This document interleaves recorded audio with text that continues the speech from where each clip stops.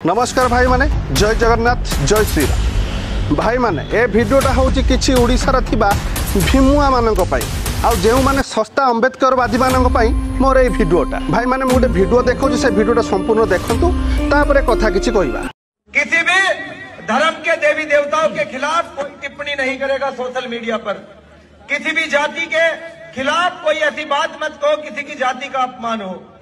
किसी भी पीर पैगंबर या भगवान को टारगेट करके कोई वीडियो मत। तो भाई माने आपण माने भिडियो देखिले यही हूँ प्रकृतर अंबेडकरवादी कहीं बाबा साहेब केबे धर्म को लेकिन कौन जाति को लेकिन टिप्पणी कर नथिले।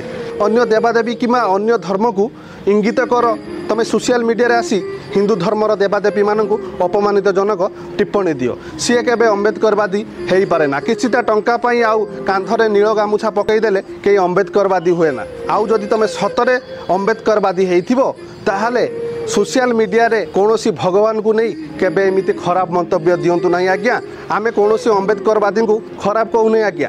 जो अंबेडकरवादी माने आसी आम भगवान को आम देवादेवी को ताच्छल्य करी कहउचंती आमे सेही मानन को कहउचे। तो तमे कौनसी कारण पाई हिंदू धर्म को छाड़ी अंबेडकरवादी हेइचो सेथिरे हमर किछि नहीं आज्ञा। दया करिके आपण माने आम देवादेवी आम संस्कृति को केबे ताच्छल्य करंतुनी आ केबे वीडियो माध्यम रे एमिति मंतव्य दियंतुनी जा फल कि आम सनातन धर्म को मानुवा लोक मान मनरे आघात घटब आने किसी कहे आ तमें मैंने किसी कह तापर हिंसा बढ़ो। आज्ञा तुम्हें अंबेडकरवादी हुओ भल कथा तुम्हें संविधान को मानि चल बहुत भल कथा से किसी असुविधा ना।